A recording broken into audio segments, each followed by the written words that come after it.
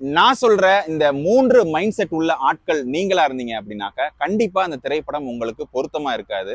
அதனால கண்டிப்பா இந்த வீடியோ உங்களுக்கு யூஸ்ஃபுல்லா இருக்கும் நான் நம்புறேன். முதல் விஷயம், இந்த திரைப்படத்தை பார்ப்பதற்கு ஒரு 18 வயதிலிருந்து ஒரு 35 வயசுல இருக்கிறவங்களுக்கு மட்டும்தான் இந்த திரைப்படம் அப்படிங்கிறது கனெக்டே ஆகும். மீதி இருக்கிற எல்லோருக்குமே இந்த திரைப்படத்தை பார்க்கும்போது ஒரு கொரியன் படம் பார்த்த ஒரு ஃபீல் தான் இருக்கும். ஏன்னா அதுல பேசுற விஷயங்கள் உங்களால அண்டர்ஸ்டாண்ட் பண்ணி அதை ப்ராசஸ் பண்றதுக்குள்ளார அடுத்த சீன் வந்துடும். ஸோ அதனால நீங்க அந்த திரைப்படத்தை பார்க்காதீங்க. அதுக்கான டைம் அப்படிங்கிறது டோட்டல் வேஸ்ட். ரெண்டாவது, நீங்க இந்த திரைப்படத்துல திரைப்படமா பார்க்காம நான் லாஜிக் பார்ப்பேன், இது இப்படி இருக்கு, 2040 எப்படி இருக்குமா அப்படின்னு நீங்க லாஜிக் பார்க்குற ஆளா இருந்தா கண்டிப்பா இந்த திரைப்படம் உங்களுக்கு செட்டே ஆகாது. மூணாவது, இது ரொம்ப ரொம்ப இம்பார்ட்டன்ட், வயிற்றெரிச்சல். அதாவது ஒருத்தன் எப்படா எல்லாமே சக்சஸ்ஃபுல்லா பண்றான், எப்படா அவன் நடிச்ச எல்லா படமே 100 கோடி 300 கோடி நாயகன் கொண்டாடுறாங்க, இவன் எப்படா அப்படின்ற வயிற்றெரிச்சல்ல பாக்குறவங்க. மறுபக்கம் விக்னேஷ் சிவன் தானே, அவனுக்கு என்னப்பா, தமிழ்நாட்டுல ஒரு முன்னணி நடிகையை கல்யாணம் பண்ணிட்டான், அவன் ஒய்ஃபை வச்சே அவன் ப்ரொடியூஸ் பண்றான், அவனுக்குலாம் என்னப்பா கஷ்டம் தெரியும் அப்படின்னு இப்படி பொத்தம் பொதுவான ஒரு வயிற்றெரிச்சலோட பார்க்கக்கூடிய ஆளா இருந்தீங்கன்னா கண்டிப்பா பார்க்காதீங்க. 100 பாட்டில் ஜலிசல் குடிச்சாலும் உங்களுக்கு அந்த வயிற்றெரிச்சல் ஆறவே ஆறாது.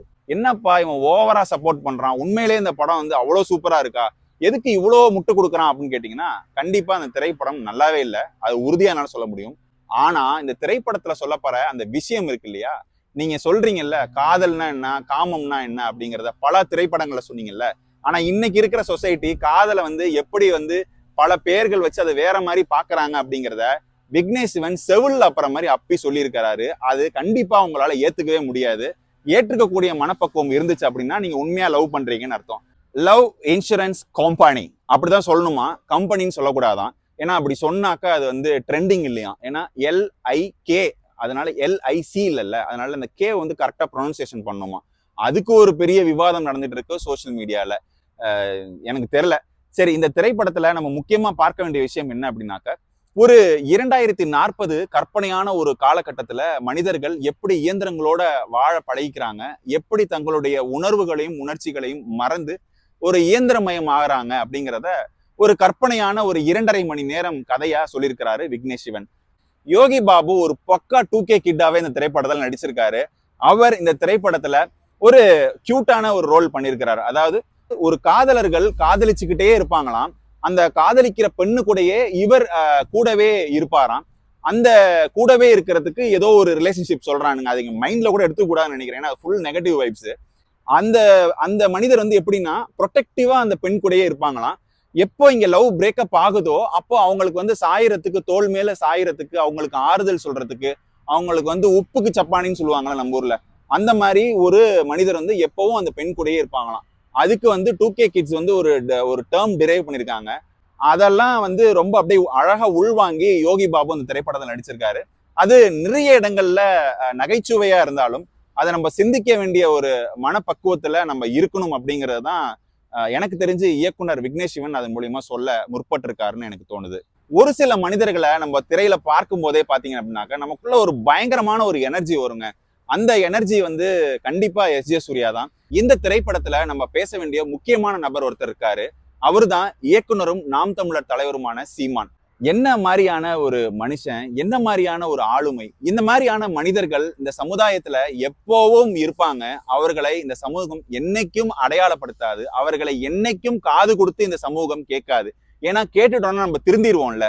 ஏன்னா இப்படிப்பட்ட தாட் ப்ராசஸோட எந்நேரமும் கத்திட்டு இருப்பாருல்ல, அவரை பார்க்கும் போதெல்லாம் நமக்கு ரொம்பவே கிரிஞ்சா இருக்கும். ஆனா உண்மையிலேயே அதை நீங்க அனலைஸ் பண்ணி பாத்தீங்க அப்படின்னாக்க அவர் சொல்லக்கூடிய விஷயங்களை, ஒரு சில விஷயங்களாவது நம்மளால ஏற்றுக்கக்கூடிய விஷயமா இருக்கும், உண்மையான ஒரு விஷயமா இருக்கும். அந்த மாதிரியான தன்னுடைய அரசியல் வாழ்க்கையில அவர் என்ன சொல்ல வராரு, அதே விஷயத்தை தான் இந்த திரைப்படத்துல தன்னுடைய வாழ்வியலாவே அவர் நடிச்சு காமிச்சிருக்காரு. இதை நம்ம ஒருபோதும் அட்ரஸ் பண்ணாம இருக்குது அப்படிங்கிறது நமக்கான துரதிர்ஷ்டம் அப்படின்னு தான் நான் அதை பாக்குறேன். இப்ப நான் சீமானை பத்தி பேசினா நீங்க என்ன சொல்லுவீங்க, ஓ இவன் நாம் தமிழர் அதனாலதான் இவன் இவ்வளவு பேசுறான் அப்படிம்பீங்க. இப்ப நான் சொல்ற இந்த விஷயம் எல்லாமே என் மேல உங்களுக்கு கோபம் வரும். ஏன்னா இவன் 2K கிட் இல்லைல்ல, அந்த ஒரு கடுப்புலதான் அவன் பேசுறான் அப்படின்னு உங்களுக்கு தோணும்.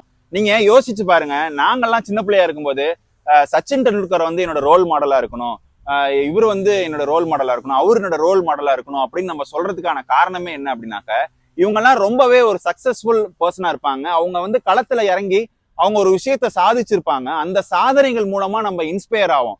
நீங்க இன்னைக்கு விஜய் மல்லையா மேல நீங்க 1008 குற்றச்சாட்டு வச்சாலும் கூட he is a successful businessman. ஒரு பிசினஸை எப்படி பண்ணணும் அப்படின்றத சக்சஸ்ஃபுல் பிசினஸ் மேனா இருந்திருக்காரு. ஸோ விஜய் மல்லையாவை பார்த்து நான் இன்ஸ்பயர் ஆனேன்னு சொன்னா கூட தப்பு கிடையாதுங்க. அந்த அளவுக்கு ஒரு எல்லாத்தையும் பகுப்பாய்வு பண்ணி இன்ஸ்பயர் ஆன ஜென்ரேஷன்ல நம்மலாம் இருந்து வந்திருக்கோம். இன்னைக்கு இருக்கிற ஜென்ரேஷன் நீங்க போய் கேட்டீங்க அப்படின்னு வச்சுக்கோங்களேன், குறிப்பா 2K கிட்ஸை போய் கேட்டீங்கன்னு வச்சுக்கோங்களேன், ஐ இன்ஸ்பயர்ட் வித் தட் இன்ஃப்ளூயன்சர், இந்த இன்ஃப்ளூயன்சர் எப்படி ட்ரெஸ் பண்றாங்க தெரியுமா, எனக்கு அந்த இன்ஃப்ளூயன்சர் ரொம்ப பிடிக்கும், என்ன மோட்டிவேஷனலா பேசுறாங்க இப்படின்னு இந்த இன்ஃப்ளூயன்சர்ஸை பார்த்து மோட்டிவேட் பண்ணுவானுங்க. ஆனா நீங்க அவனுக்கு வாழ்க்கைக்குள்ள போய் பாத்தீங்க அப்படின்னாக்க கேமராவை ஆன் பண்ணும்போது தான் மோட்டிவேஷன் பேசுவாங்க. கேமராவை ஆஃப் பண்ணிட்டு அந்த சைடு திரும்பி பாத்தீங்க அப்படின்னாக்க அவனுக்கும் மோட்டிவேஷனுக்கும் என்ன சம்பந்தமே இருக்காது. ஏன்னா அவனுடைய ஆக்டிவிட்டிஸ், அவனுடைய வாழ்வியலே வேற மாதிரி இருக்கும். ஆனா அவனை பார்த்து நூத்துக்கணக்கான ஃபாலோவர்ஸ்.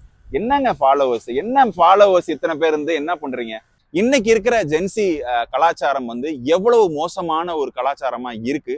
இது இப்படியே தொடர்ந்தா இன்னும் மோசமாகும் அப்படிங்கிறதுக்கான ஒரு அலார்மிங்கா தான் அந்த திரைப்படம் நான் பாக்குறேன்.